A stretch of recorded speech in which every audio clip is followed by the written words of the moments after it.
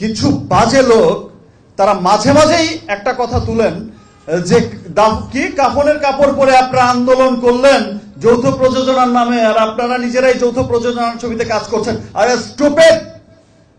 আপনারা সেই ফুটেজগুলো টেনে দেখেন, আপনারা সেই ইগুলো টেনে দেখেন না, যে প্রিন্ট মিডিয়ার যে নিউজগুলো আছে সেটা টেনে দেখেন।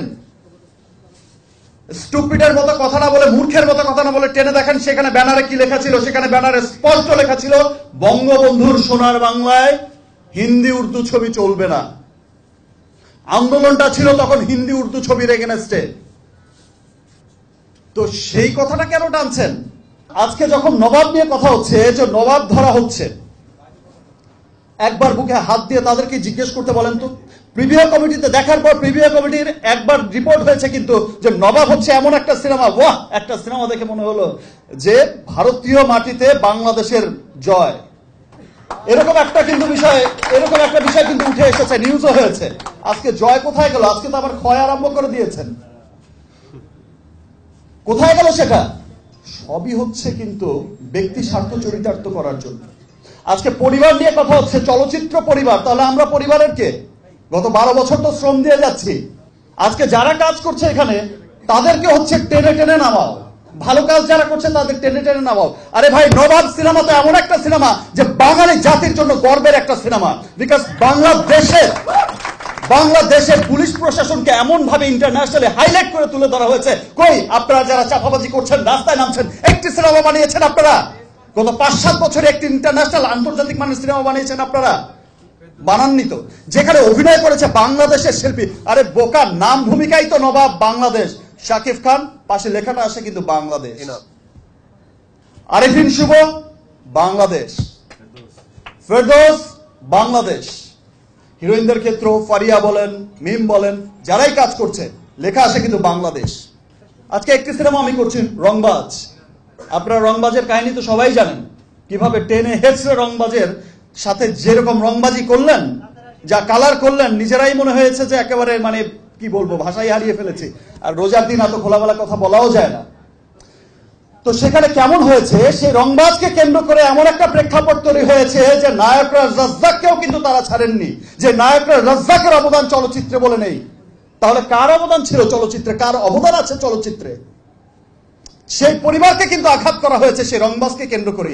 আজকে রংবাজ চলচ্চিত্রের সাথে কিন্তু ভারতের দেখবেন আপনার প্রখ্যাত একটা কোম্পানি, বিখ্যাত একটা কোম্পানি ভেঙ্কটেশ ফিল্মস কিন্তু তার সাথে জড়িত, ডিউ টু শাকিব খান। তো আজকে 2টা যৌথ প্রযোজনার সিনেমা মুক্তি পাচ্ছে, 2টা লোকাল প্রোডাকশন মুক্তি পাচ্ছে। আমার মতে আরো ছবি মুক্তি পাক, শুভর একটা ছবি মুক্তি পাক, আরেকজনের একটা ছবি মুক্তি পাক, বাপ্পির একটা ছবি মুক্তি পাক। তাহলেই তো হচ্ছে বন্ধ হলগুলো খুলবে, তাহলে একটা কম্পিটিশন ক্রিয়েট হবে। আজকে দেখেন যে সমস্ত কিছু দুমড়ে মুচকে সবাইকে আটকে দিয়ে কি হয়েছে, যে আজিজ সাহেবের কথায় কি যেন একটা গুড ফর নাথিং, একজন কি যেন একটা গুড ফর নাথিং, সমস্ত কিছু আটকে দিয়ে শাকিব খানকে ব্লক করো, শুভকে ব্লক করো, একে ব্লক করো, ওকে ব্লক করে দিয়ে গুড ফর নাথিং এর সিনেমা চালাও। গুড ফর নাথিং এর সিনেমা দিয়ে হল বাঁধবে, তাহলে আমি শাকিব খান আমার সিনেমা ঈদে মুক্তি অফ করে দেবো। আমি সবাইকে বলবো যে ভাই আমার সিনেমা স্টপ করো। আজকে এখানে প্রদর্শন সমিতি আছে, হল মালিক অ্যাসোসিয়েশন আছে, প্রেসিডেন্ট, সেক্রেটারি সবাই আছে। তারা আজকে বলুক যে সেই গুড ফর নাথিং এর সিনেমা দিয়ে কি ইন্ডাস্ট্রি টিকবে কিনা। এতগুলো বছর তো কোনো সাহেব ফাহেব দেখলাম না। আপনারা এক একজন তো আপনাদের ব্যবসা বাণিজ্য নিয়ে ব্যস্ত। একটা ভালো উদ্যোগের সময় যখন ডাকা হতো তখন কিন্তু আপনারা সাহেবরা আসতেন না। আপনারা সাহেবরা তো অনেক টাকা হয়েছে, লগ্নি করছেন না কেন? সাহেবদের কাছেও তো কম টাকা নেই, তা আপনারা লগ্নি করছেন না কেন? তারা কেউ লগ্নি করবে না, তারা সিনেমাও বানাবে না। আবার যারা সিনেমা বানাতে যাবে তাদেরকেও ধরে রাখবে, নেতাগিরি করবে। সো এই সমস্ত নেতাগিরি দেখার সময় আমাদের নেই। আর এই সমস্ত নেতাগিরি বা এই সমস্ত ফালত্রাগিরি দেখার কিন্তু সময় বাংলাদেশের মানুষের নেই।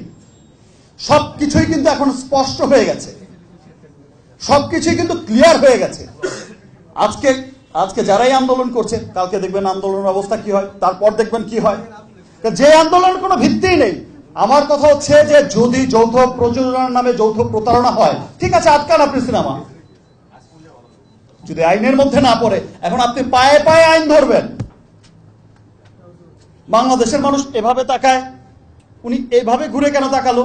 এত কিছু তো দেখলে হবে না, আপনার তো দেখতে হবে এটা অশ্লীল সিনেমা কিনা। এটা তো কোনো অশ্লীল সিনেমা না।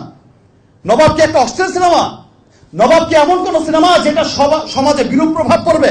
নবাব হচ্ছে এমন একটা সিনেমা যেটা বাংলাদেশের প্রশাসনকে, পুলিশ প্রশাসনকে ইন্টারন্যাশনালি হাইলি প্রেজেন্ট করা হয়েছে, খুব সম্মানের সাথে প্রেজেন্ট করা হয়েছে, যে সিনেমাটা ইন্টারন্যাশনালি চলবে এবং ইন্টারন্যাশনালি আমাদের প্রশাসনের ভাবমূর্তি কিন্তু উজ্জ্বল হবে। ওই ব্যর্থ লোকদের সাথ দেবেন না, ওই অকর্মণ্ড লোকদের সাথ না দিয়ে যারা ভালো কাজ করতে চায় প্লিজ তাদেরকে সাপোর্ট করুন। তাহলে এই দেশের চলচ্চিত্র যেভাবে এগিয়ে যাচ্ছে, একদিন সেই দিন বেশি দূরে নয় যেদিন কানস ফেস্টিভ্যালে আমাদের চলচ্চিত্র, আমাদের ফ্ল্যাগটা উড়বে।